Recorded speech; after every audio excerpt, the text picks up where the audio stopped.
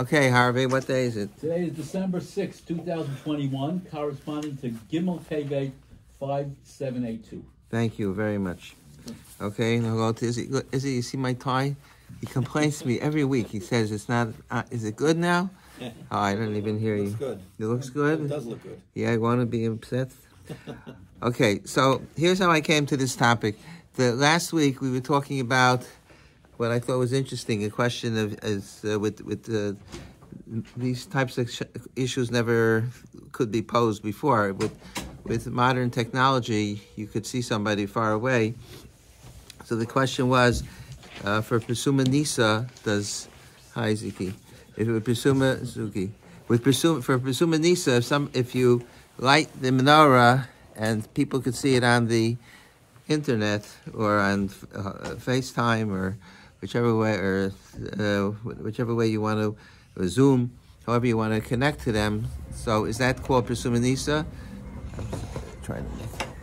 Is that called Pesuma Nisa? The nafkamina is, according to the Mishnah Berurah, you can't make a bracha if you're out of town and there's nobody around. You can't make a bracha because Pesuma Nisa is ikar chayil to the mitzvah. So if you're doing it over the internet, is that called Pesuma Nisa? Some of the poskim thought that it is. I thought that it's pashut that it's not, because you don't have a right to. You can't bring a raya from any place that's adequate, because Chazal didn't have such mitzvahs. But anyway, but I saw there's a tshuva that one of the people that discussed that shayla about Pesuma Nisa is they quote a tshuva from Rav Yosef, and some other people also discuss it, whether there is a bracha that you make on a melech. It's asher chalak michvodo. Shnasa kvodo libri. No, that's not it. Shechalak mikvodo lebasar v'dam. Lebasar v'dam. Actually, in the Gemara here it says lebriosef, but the nusach that we have is lebasar v'dam. So when you see a king, you make the bracha. So the question was raised: what happens if you see a king on TV? Or it could be any way to, it could be through FaceTime also, but it's common to see. I saw Kennedy's inauguration on TV when I was about 10 years old or so, and the related question is who's called the king? Is the President of the United States considered a king, or he's not a king? So the Rav Yosef has, may as well show you this part first. He says at the end of a tshuva on page 4, he says, the next to last paragraph on page 4, he says you wouldn't make a bracha, and he brings a raya. So, okay, that was just my link, how I came to this topic. But I thought it's a very interesting topic. I never thought about it much, whether you make a bracha if you see the President of the United States. So in America, it's hard to see the President, but in Israel, it's very easy to see the Prime Minister. You go to Renana, you dive in the same shul as he is, and Izzy Rifkin sees him, and his son-in-law sees him all the time.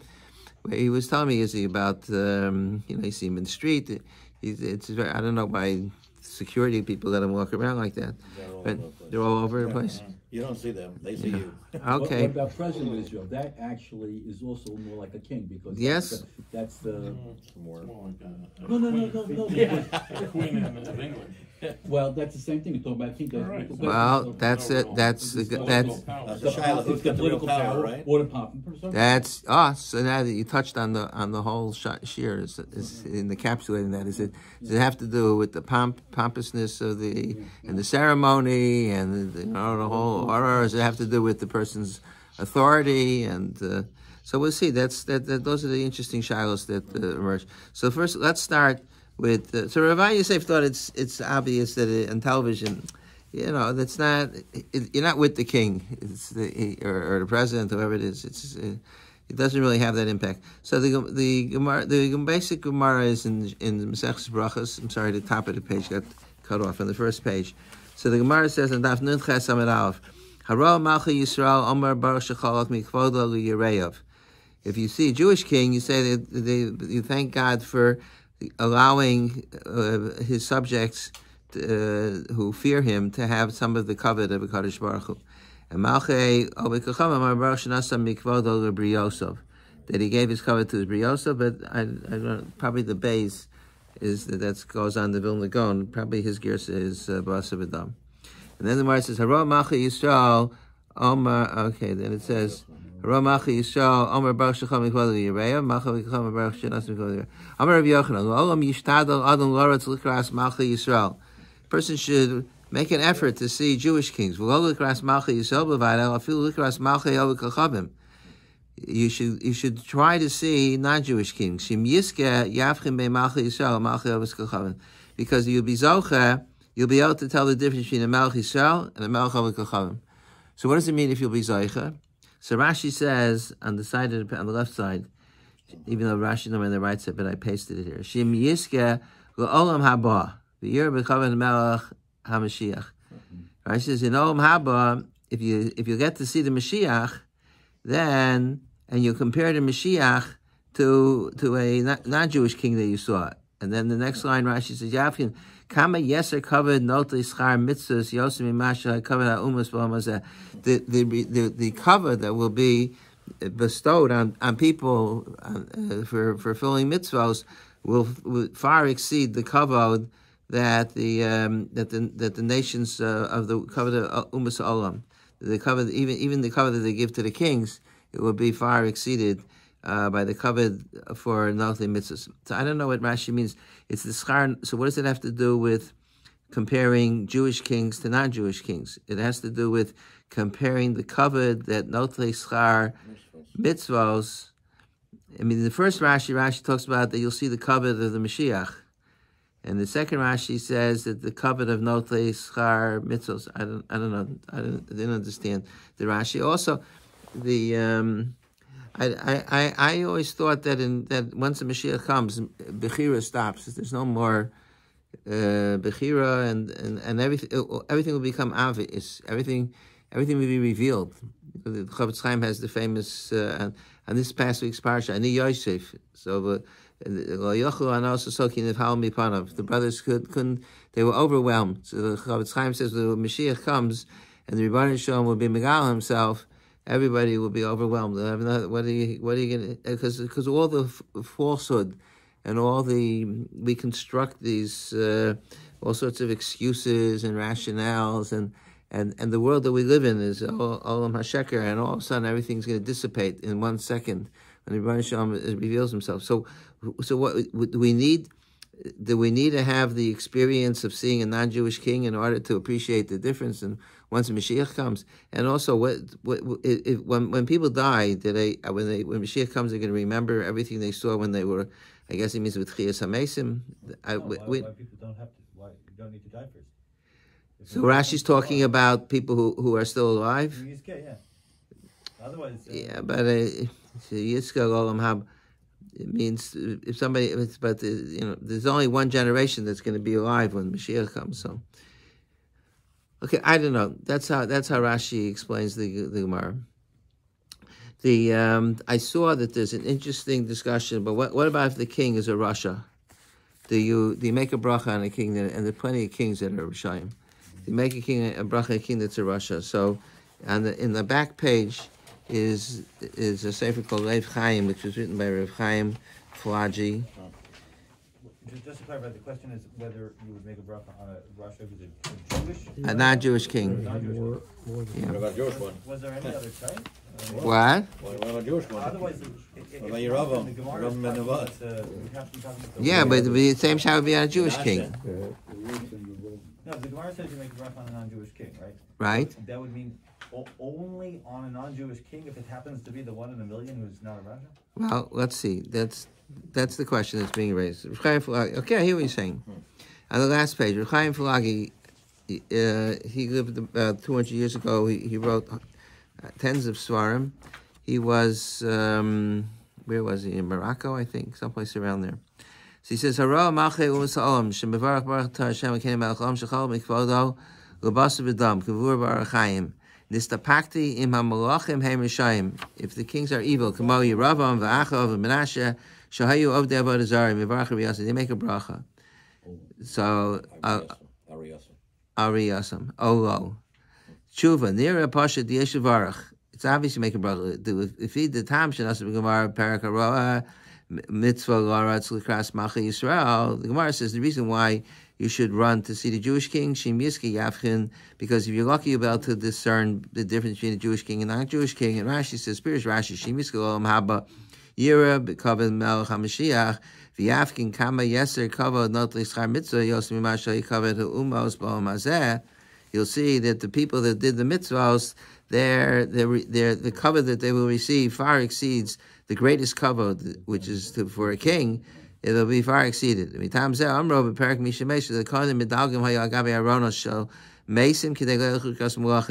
Gemara says that the Kohen jumped over the caskets of the Mesim in order to see the Malachim. Okay. Ufi tamzeh lo nikva brachazu al hamelach ze atzmo kidei shenechalak bein melech hamelech.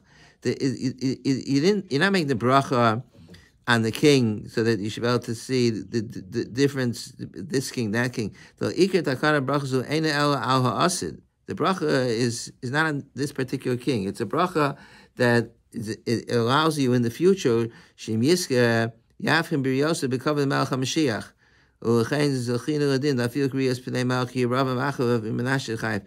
The whole purpose is that you should be able to see the Melech HaMashiach, how he has the cover that he receives outshines all the other forms of cover that even the Melachim receive. So what difference does it make if the Melech is an honest Melech or a crooked Melech? It's either way. We're not making a bracha on the Melech that he's because we're impressed with him or anything. That's what the Lev Chaim says. I thought that you could disagree with him maybe because the Kaf HaChaim on page, where did I hide the Kaf HaChaim? Put it someplace. On page 6, the Kaf HaChaim says. First, he quotes the Lev Chaim on the bottom left. Hara Melech Rasha Kirav Achal Pasha Yivarach Lev Chaim. He quotes the Lev Chaim, and then he says in the next piece where it's underlined, Pirush Rashi Shim Yiskel Olam Haba Yer B'Kavod Melech Mashiach Yavkin Kama Yeser Kavod Nochei Schar Mitzvah Yos Mimasha Yikavod Umos. That's the Rashi that we saw. That you'll be, if you're Zocha, you'll see that there's greater reward. V'Hiviu Abeis Yosef Rav Korban Mincha Kasav Atam Bezeh. The Korban Mincha gives another explanation. Shemitach sheyir b'kavod basar v'dam yaker ksas migdulasa shakadosh baruch hu. By seeing the kavod that a human being has, you get a little bit of an inkling of the greatness of Kadosh Baruch Hu. V'yachol avim masuk lamer Rashila l'cha Hashem hagedula.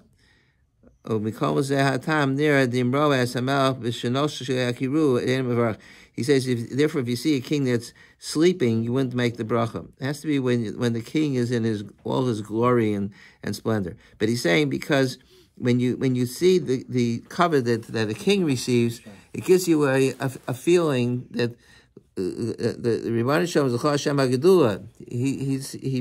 His greatness is you can't even compare. But we need a little bit of assistance always to be able to even to use our imagination. I told this story 100 times that I was in England in 1970. I was on my way to Eretz Yisrael, and because there was student tickets then, you had to have a stopover. So I stayed by my cousins in England, and there was a envelope at the table, and I picked it up, and on the envelope there was a stamp with the picture of the Queen of England. And when I put it down, I turned the envelope upside down. So my little cousin, who was 5 years old, I am not good at it. Somebody here probably is good at it. He was an English accent, but she said, "We wouldn't do that to the Queen," you know. So I was so amazed. Like, it's a stamp, you know. But the truth is, I don't know how it was then, but I mean today, the monarchy in England is so tarnished with all the scandals and controversies and everything. But probably then it was also the same way. But we don't even have an appreciation of what it means, the awe for a melech, and all the ceremony that they used to have, and the clothing, and the entourage, and the coronation, and we can't even fathom it. It's you know, even though they make a big deal by by inauguration of a president, it's nothing compared to when they would coronate a king. It's a whole different order. So he's saying that if you when you see a little bit what it means to have real kavod, so then you're able to appreciate, because you could only use your imagination for things that you've seen. Then you could expand it. You could compare it. You could think it's greater. You can make kavod chomer. But if you never saw it, if you don't know what it means kavod, you never saw kavod. So how are you going to compare? So I thought that according to the difficulty is that the second explanation that he gives from the Korban Mincha, it contradicts the Gemara. The Gemara says that the reason is because then that's the first reason that the Kaf HaChaim quotes. That, like Rashi says, that you'll see the difference between the reward for tzaddikim and the rishonim. So how could he say that the reason is because so you should appreciate the godless of Hashem? But I thought his shot is very good, because the Gemara doesn't say the reason why you make the bracha is because you should be mafchin. The Gemara says, first the Gemara says you should make a bracha. And then the Gemara says you should be mishtadel laretz likras malchi yisrael. You should run to see the kings in order that you should be able to be mafchin. So I would say the Gemara, that reason why that you should be mafchin, that's only the reason why you have to, why you should pursue it. Like why do you have to make a big deal? So if you don't see the king, so what does it matter? So the Gemara is saying it's a great idea to go see the king, because then you'll have a basis for comparison. But since the Gemara didn't offer the explanation initially, when it said that you should make a bracha, the Gemara should have said the reason is Kedei She'afkin. So it's mashma that there's a different reason. Kedei She'afkin is the reason for the second halacha, why you should run. But anyway, I thought there would be a difference, because if the reason is Kedei She'afkin, so then the Kaf HaChaim is correct. That who cares what this king is? He could be a miserable king, but we're just using him as a basis for comparison for Lasid Lavo. When the Mashiach will come, we're going to compare the Mashiach to the king. So that makes no difference. That even if he's a Rosh, but the covet of the king exceeds. The Mashiach far exceeds the cover of the king. But if it's because we want to have an appreciation of kavod shemayim, then I would say that you can't. If you know the king's a Russia, so even though everybody's bowing down to the king, but deep down they hate him, and certainly a Jewish person who what the king is doing is completely against our value system. You'll have to bow down like everybody else, otherwise the king will decapitate you. But that doesn't mean that you have any respect to the king. And also, why would you want to use a Russia as a way of appreciating the godless of Hashem? That's what it's going to come out. If the king's a Russia, you're going to use Hashem. You can use the Russia to you see that the person who is this king who's a Russia has covered Tzakosh Hashem. It's like it's sacrilegious to make a comparison on that basis. But you had a very good point. Yeah, go ahead. I was just going to say that it's not the person and his own mitos. It's the office. It's the It's the could law be. and majesty accorded to this person. Okay, For whatever I hear what you're saying. Okay, I hear. I could argue the point because it's hard to separate the two. I hear what you're saying. I mean, that's shot in Rashi and Chumash probably. Rashi says a few places, Chol can cover Malchus. The Moshe Rabbeinu gave covet to Paro. He went to Paro instead of Paro coming to him. He went to the Yor. Why do you have to give covet to Paro? He was for sure a Russia. So, but it's because of that's what everybody says. It's the office that deserves the covet, not the. And in America, they're busy destroying the office because they bash the president so much that there's no covet left for the office. But your other point was very good. I mean, how many kings are there that weren't Rishayim?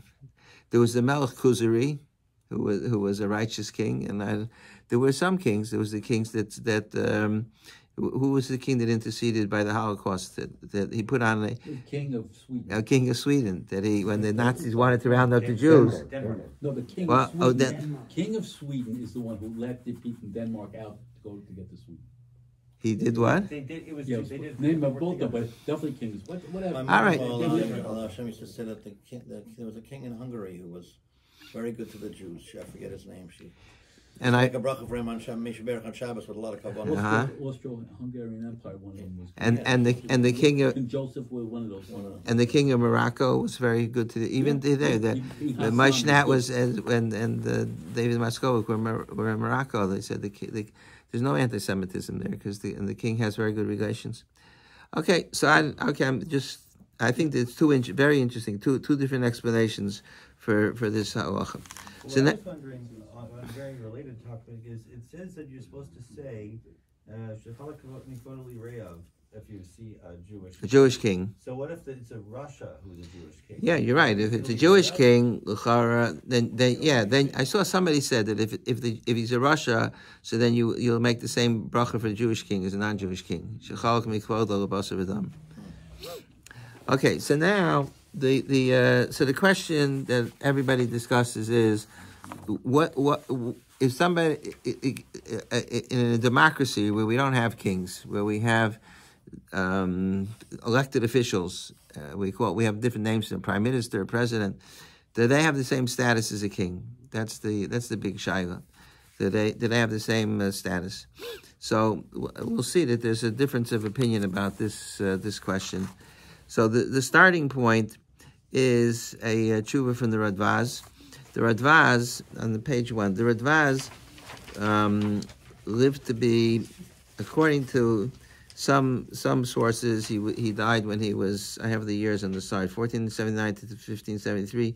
So he was 94 years old. According to then I saw in Wikipedia, which is the most authoritative source for information, and the proof is because everybody, every time you want to know something, you look. It's the first thing that pops up is Wikipedia.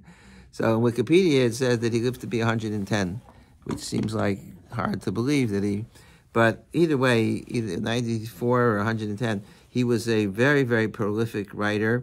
He has, we have Shalos Teshuvos Radvaz. We have it here in the library, and there's about 3,000-4,000 chuvos in the sefer, and he was born in Spain, and then he left Spain during the Gerish Sfarad, which was what year? 1492. So he was at the time he was about 13 years old. And then he went to Eretz Yisrael with his family, went to Tzfas, and then from Tzfas, for some reason, he went to Egypt, and in Egypt, he became the head of the Jewish community, and he was the main posek in Egypt for about 50 years, and then at the end of his life, he came back to Eretz Yisrael. Where is he buried, the Radvaz? Nobody knows. You haven't been to the cemetery in Tzfas. You don't remember. You don't remember the names of all the. That's my favorite cemetery in the world. I went with my wife. It was a good thing I went with her because otherwise I would have stayed there for 2 weeks. But wherever you go is like, wow, look who's here, who's who, and the people we learn their Torah. It's like so precious to be in their presence, even their kever. So the Radvaz has in the basic chorus in Tzfas, and the big letters on the kever it says Radvaz. So the Radvaz, and the Radvaz also wrote a parish on the Rambam in some volumes in the Mishnah Torah. In some volumes you have the Kesef Mishnah and the Lechem Mishnah. In some volumes you don't have the Lechem Mishnah, you have the Radvaz instead. The Radvaz, it stands for Rabbeinu David ben Zimra, I guess, or it wasn't Ibn. Ibn, I think, is Aramaic for Ben. Ibn Zimra. I don't know if that's a family name or his father's name. Okay, so the Radvaz is like this: Sha'alta mimeni im mevarchem labasha asher shalech hamelch Mitzrayim shachog mikol lebasar v'dam ve'im asay mevarchem.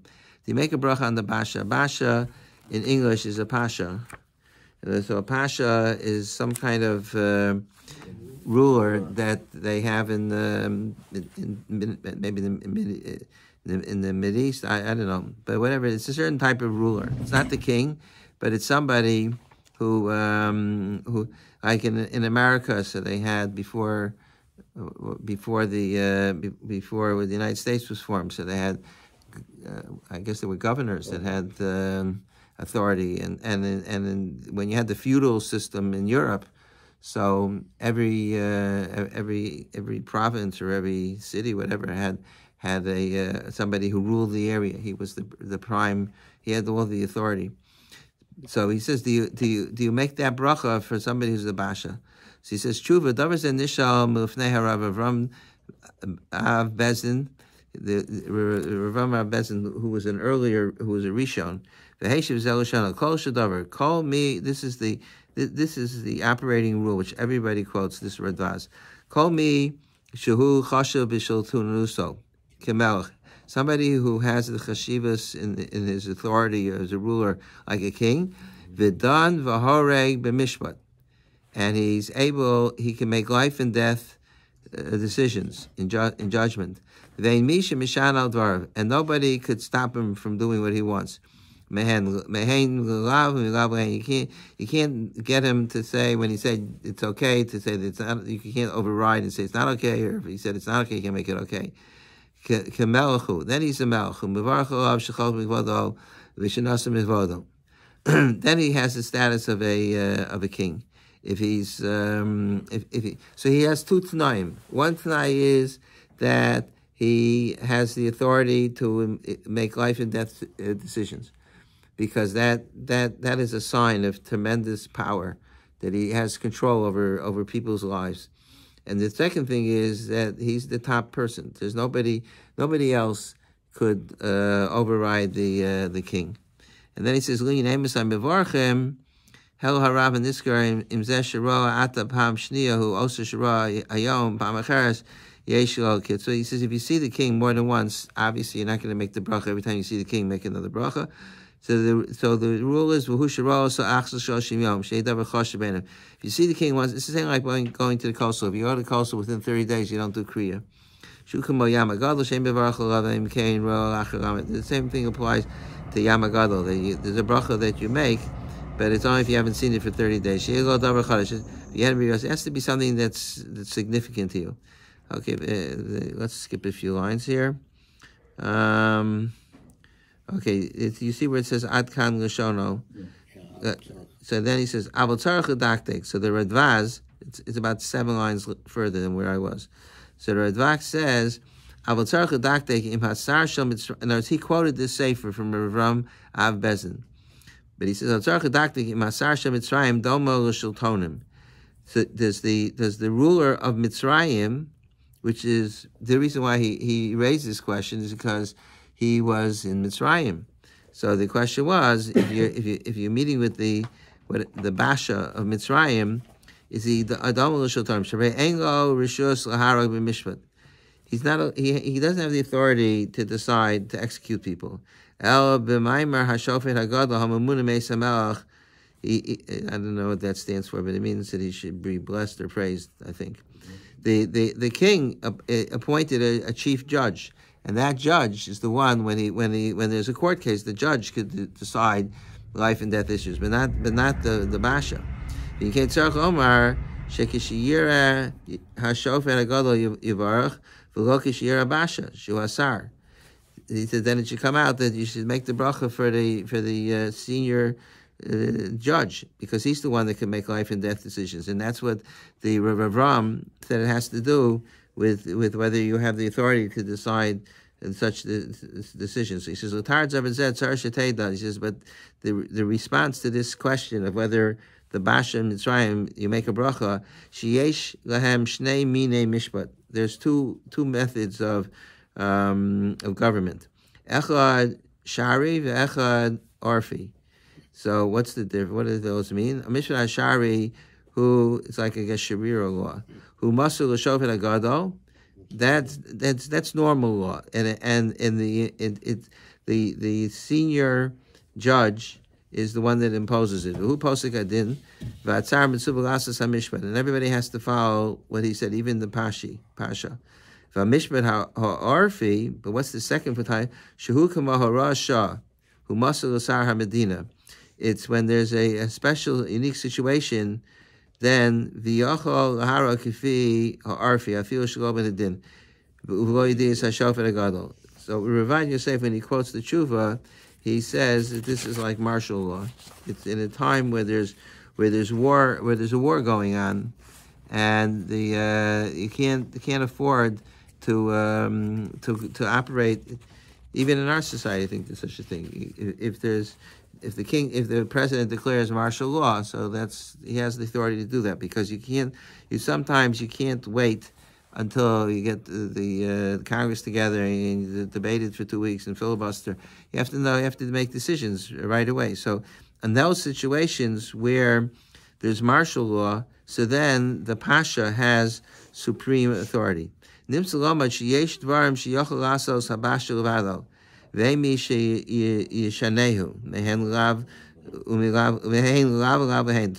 in certain dimensions, the Basha is when there's martial law, he has the final say. And even in that case where there's martial law, the Basha is subservient to the king. I don't know world history, but I don't know who was the king who ruled over Egypt in 1492. Who? The Ottomans? Oh, very good. So even though it's the Ottomans, and who was the king of the Ottoman Empire? Well, there was Ataturk, whatever her name someone the Magnificent, right? One of them. Modern day Turkey's named for Ataturk. Right? Suleiman the Magnificent. Okay. Suleiman the Great. So even when there's martial law, the king of the Ottoman Empire could tell the Pasha to go jump in the lake. Because the Pasha is his servant. Pasha. He doesn't operate on his own, but he says, that would be if the king was in the same country as the Pasha, so then it would be correct that he doesn't have supreme authority, because everything that he does could be overridden by the king. But he's far away, and in those days they didn't have the type of communication that we have. So if he made a decision till the king would hear about it, it could take 5 months. So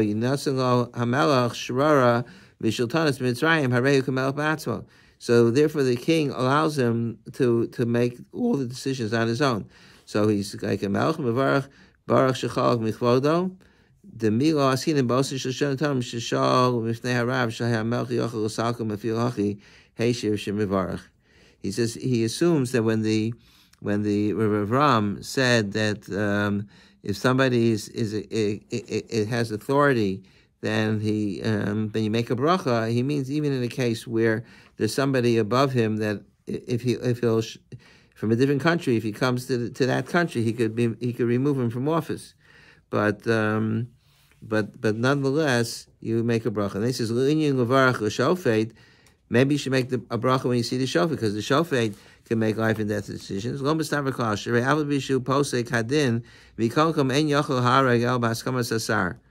Even though he executes the judgments, but he can only do it based on what the other judges say.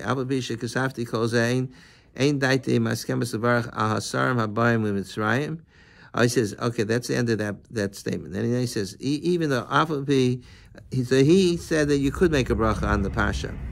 But he says, even though I said that you could make a bracha on the Pasha, but nonetheless, Ein daiti maskemas levarach al hasarim habayim lemitzrayim lo shum sar misar hamelch b'shem hamalchus sheharei hamelch mishana devreim mehein l'lav l'lav lehein ayidei ksavav umaymarav asher anroam beinenu. In other words, before he said that since the king's not here, the king of the Ottoman Empire is someplace else, so in the meantime he has all the authority. So he says he doesn't feel that that's true, because the bottom line is that there is somebody that has greater authority. So he doesn't have the full cover of the Melech. Because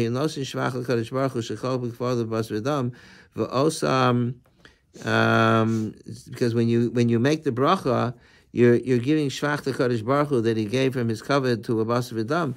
V'osa shultonim sheshol mifnei harav v'niskar heim shultonim bareim. Ain't o melech aleim m'shanas devreim mehen lav. He says the Rav Ram is talking about a person who his decision is final. There is nobody that could override it, but the Pasha could be overridden. You notice that he says that the bracha is to give shvach Kadosh Baruch Hu shechalach mikvod l'bas v'dam. It doesn't sound like that the purpose of the bracha is to be mafchin bein malchi yisrael malchi over kochavim, because that's not a question of giving cover to that Hakadosh Baruch Hu is chol kvoda l'bas v'dam. This sounds more like the second explanation in the Kaf HaChaim, that we are not making note of the fact that Hakadosh Baruch Hu allowed a human being to have some of his kavod, and that way, I mean, he didn't even say that. He's just saying that there's maybe a third derech, that God, the kavod belongs to Rivar Shalom. Human beings don't have a right to kavod. Who are they? They're puny. They're nothing. But the Hakadosh Baruch Hu allows the basar v'dam to share in some of that kavod. So therefore, that's why we make a bracha. That sounds like a third explanation to me. Okay, so that's what the Radvaz says. So the Radvaz, based on the Radvaz, if you had to decide whether you would make a bracha when you see the Prime Minister, Naftali Bennett, or if you got to see, what's the name of our president now? I forgot his name. He forgot his name too. So, I was going to say like this. The reason why I made that, it wasn't such a big joke, but the truth is that since a lot of this has to do with the covered, that this is I didn't see this in any of this farm, but if you're living in a society where the king is where the president is trashed day and night, either by the Republicans or the Democrats, depending on who he is, so where's the covered? I mean, it's like the old joke that I heard from Henry Garner with the first day he came to Edison. He said that the president of the shul went to a board meeting and he comes home and he's all upset. And his wife said, "What happened?" He says, "They yelled at me, they screamed at me, they insulted me, they embarrassed me."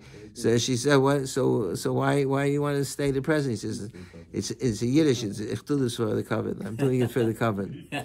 So that must be the reason why these people become president of the United States, because they're doing it for the covenant. No, they're doing it for the covenant. I mean, but like, what kind of covenant is it? You get, I wouldn't be able to hold out in such a position. But that's what I would say, that in the way we talked about the giving honor to the office of the president. It's so tarnished. I thought when Clinton was president, it suffered a tremendous amount when they were investigating him for all sorts of scandals. I think that there was greater reverence for the president in earlier years. I mean, Franklin Delano Roosevelt, who now we know was a Russia because he could have saved tens of thousands of Jews, but he didn't for whatever reason. But I mean, people thought he was a Mashiach. I mean, even the Jews. He used to give his talks on the radio once a week, and everybody listened to FDR's drushes.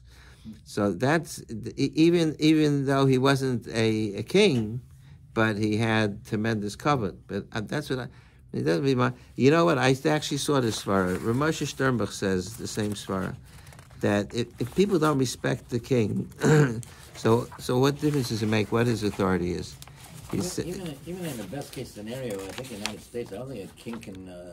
I don't think the president can just put somebody to death if it's an issue. Well, we'll see. We'll see. Yeah, that's true. No, you're making a very good point, because the Radvaz says that you have to have life and death authority. But we'll see that there's some that want to argue that it doesn't apply to a king. But I'll show you on page 6. Look at the tshuva from Ramosha Sternbach. He's now the head of the Eidei Chareidis, but he was born in England. And then he became the chief rabbi of South Africa. He was there for many years. And then he moved immigrated to Eretz Yisrael. So he says, on the Siyah Medina Shel Drom Africa in Mubarak, they make a bracha on the president of South Africa. She says, "B'zachroni k'shegila Eretz Yisrael b'bikar hanasi me'America." When one of the American presidents came to South Africa, there was a great debate between the Rabban whether they should make the bracha.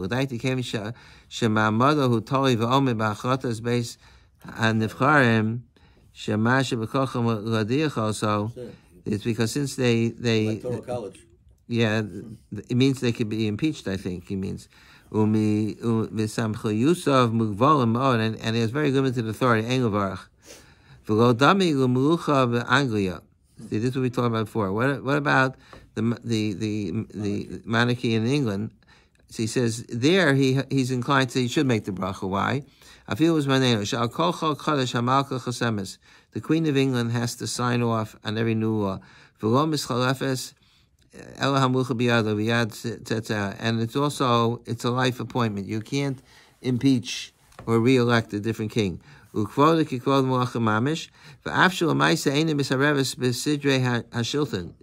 really, it's true she's a figurehead, but she's more like in Israel. The president is a figurehead, but the president is more of an ambassador, goodwill. But in England, it's a vestige of royalty. They're treating. That's why she has to sign off. For sure, she's not going to decide if she wants to sign off, but she's still being treated like she's the queen.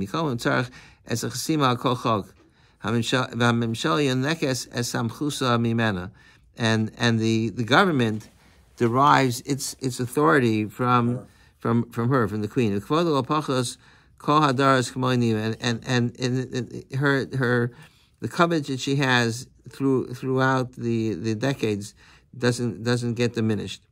So then he says, "Vayim mishnebura hagedish al shoshanim shein ol melech aleim v'dan v'hari b'mishut mivarach alav." Mishnebura quotes the Radvaz that you only make a bracha if the king has authority to make life and death decisions. Behind that, Chiyah Gavla hu Moshe ve'ein af echad alav. Aval nasi da'artzis habris yachol adicho.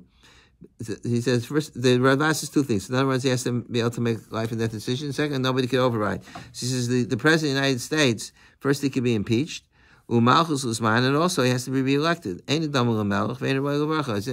a temporary appointment. Bidrom Africa, this is the line that I wanted to show you. In South Africa, the king does not enjoy the honor of a melech. He says, this was before when they still had apartheid in South Africa. He says not only the blacks don't recognize the white. What in South Africa? It's a president. Yes, president. Shalom Akim is Yosaklau. El Gam Halavonim, even the whites, mehem. Shalom Achabdim also misnagnalo. Davar Shlo Yitzar b'Melch Ke'ein Hanal Shekolim Ein Kavod Yisbar Shemo. So he says that he's not treated with any respect. In South Africa, v'shaper shayach b'melch habracha shenas v'chol basar dam. Avol nasi kan near pasha shein levarach shurak shliach ha'am u'uzman v'yenak shmulschusam v'beisan nevcharim. He gets all his authority from the elections, and they could toss him out, and they don't give him any covenant anyway. So he's the head of the state. Hu rak ke'ein rosh hamemshal v'lo b'gader malach. It's a figurehead, but he doesn't have. So that's what I thought. I mean, he doesn't say it about the president of the United States, but I thought the same thing, that the office of the president of the United States has been so diminished and tarnished. He said there was a machlokas when the president of the United States visited South Africa. We should make a bracha. I don't know if they would have had a machlokas anymore, because this has to go back around 40 years when there was maybe something to talk about. But now the office has been completely tarnished. Okay, so anyway, so one of the reasons to assume that you wouldn't make a bracha on the president of a country is because he can't make life and death decisions. So the Shevet Levi says the following. This is a very important issue on page 2. Shevet Levi was Rav Shmuel Vosner. He lived in Bnei Brak. He was nifter about a year ago. He's the great uncle of Evan. No, not Evan Chain. What? Argel, yeah, Evan Argel's great uncle. I think. I think so. Yeah, I think he told me because he went to see him and they treat him with special covet. So he Rav Wosner, he's also very prolific. We have all his farm here. We have the Shevet HaLevi. He has, I think, 10, 11 volumes that he produced over the years. So he says, it's a shuvah to Rav Moshe Halberstam.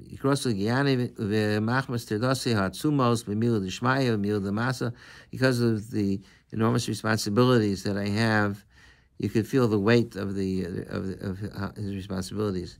I used to be very close to Rabbi Belsky. That's how. And Rabbi Belsky was in the OU once a week, and during the summer, Rabbi Belsky was in Camp Aguda. He was the Rav of Camp Aguda, so he had a bungalow. Rabbi Belsky's telephone never stopped. Literally, like every 10 seconds, somebody else. I mean, he couldn't even answer it most of the time because there was no way. So, and people called him from all over the world because he was one of the few people that were able to make very serious decisions. I mean, sometimes I have shilos, so I need somebody like Rabbi Belsky. I have to go all the way to the top. So, but you could say the Wosner, he expresses how busy he is. He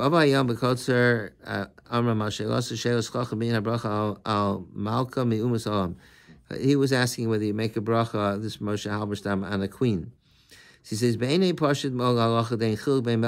says, there's no difference between a king and a queen, because okay,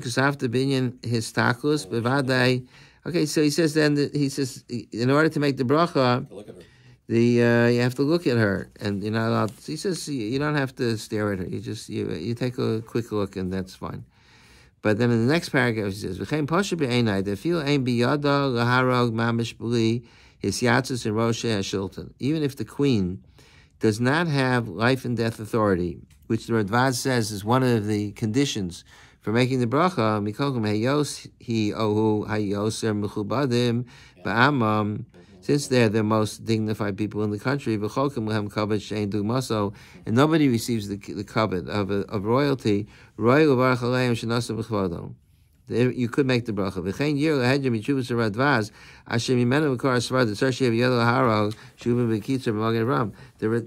Everybody derives this fact that you have to be able to have authority in life and death from the Radvaz. But the Radvaz name Meduber Ela Me'eloshe Nismano Eideh HaMelech.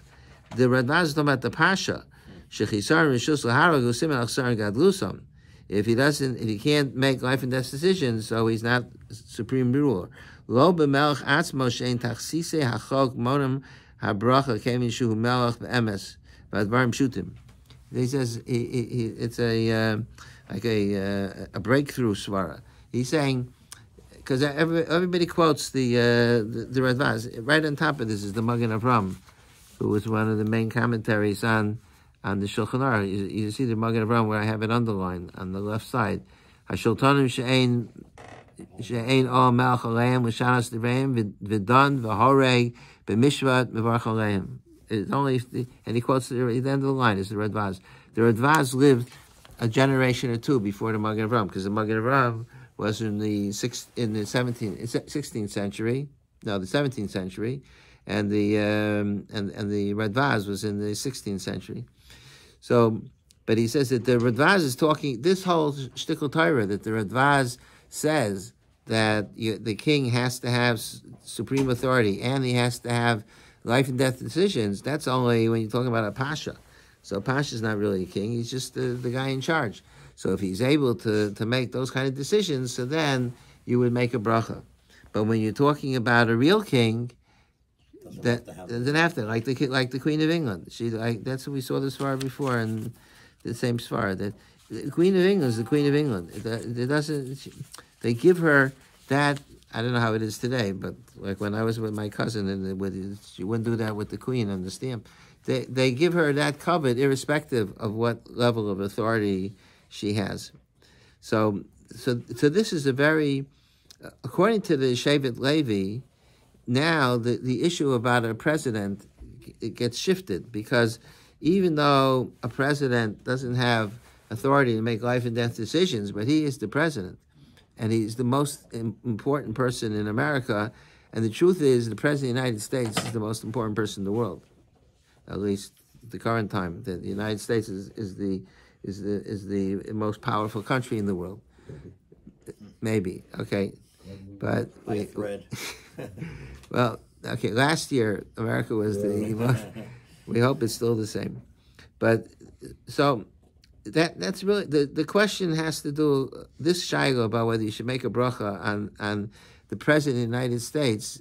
You could see what's. I mean, I don't have time to finish it. Maybe I'll talk about it some more next week, and I'll show you some of the Maramakomas. But based on what the Shevet Levi is saying, you could easily argue that it doesn't matter that he. I mean, the Shevet Levi says if he's the king, it doesn't make a difference whether he has authority to decide the issues of life and death, and maybe the fact that he doesn't have all the royal pomp and everything doesn't make any difference, because he's still the power. He's the most powerful.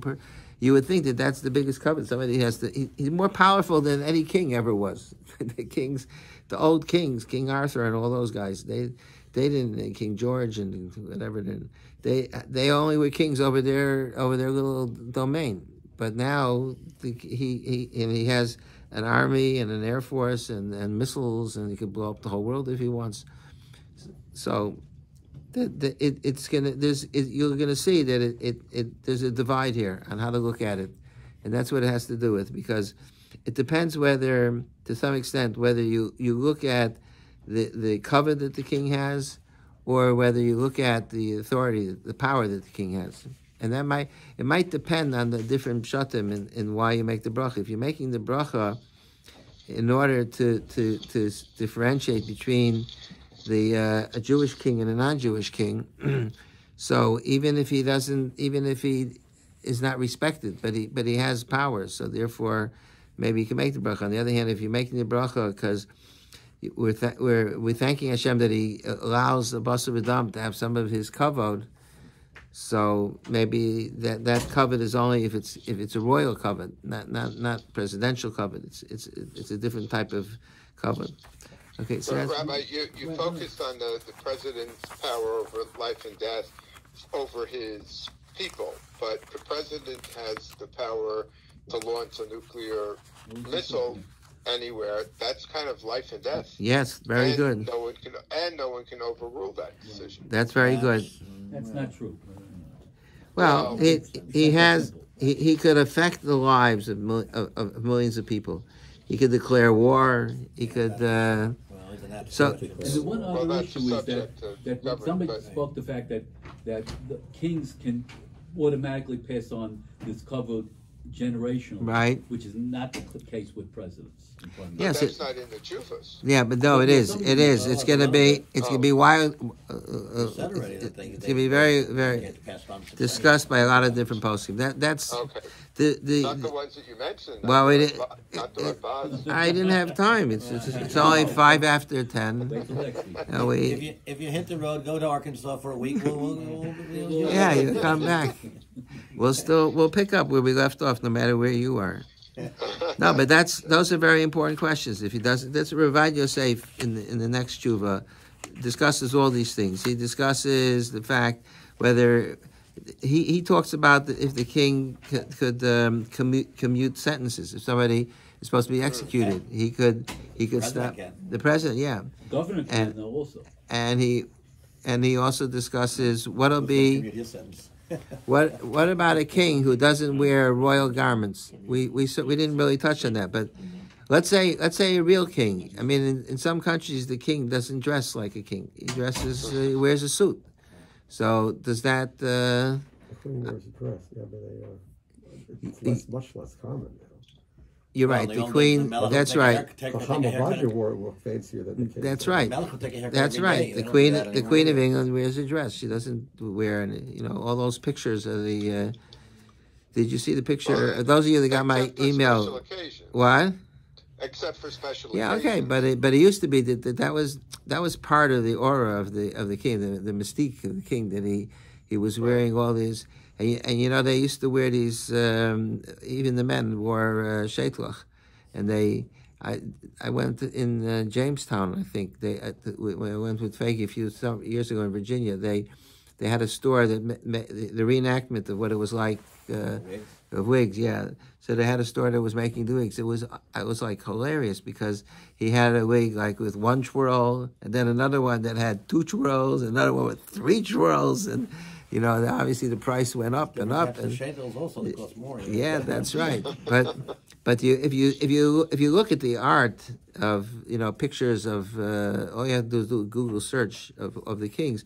So if you saw the picture of Napoleon if you're on my email list that I sent out, I mean he's riding on his horse. I don't know if there was a real, it wasn't the photograph, but the way you get a sense that Napoleon. His scarf is blowing in the wind, and he's dressed very elegantly and everything. So that's part of the shaila that we have to discuss. With how much of the chisonius makes a difference? Is it the authority that he has and the power, or is it the way he's treated? Ramosha Sternbach, you see, he leans in favor of the respect that the king has. Because he says the Queen of England, she has almost no power, but they treat her like she's important. They have her sign off on everything, so they're treating her with a great deal of respect. So I think that it may have to do with the different explanations for why you make the bracha. If the bracha is because the Rebbeinu Shem allowed some of his covet to be shared by human beings, so then the bracha has to do with covet, but it has to do with. Well, the truth is, even according to the other explanation, Rashi says that when Mashiach comes, we'll see the difference in the covet of a Melech Yisrael. So maybe it also has to do with covet. All right, we'll see. We'll pick up next week. I think it's a very fascinating topic. And Izzy Rifkin's going to be waiting on pins and needles to find out what to do next time. But he already told me that Zev said that, who's his posek, that you don't make a bracha on the prime minister because he can't execute anybody. That's what I was saying. He knew the Radvaz, yeah.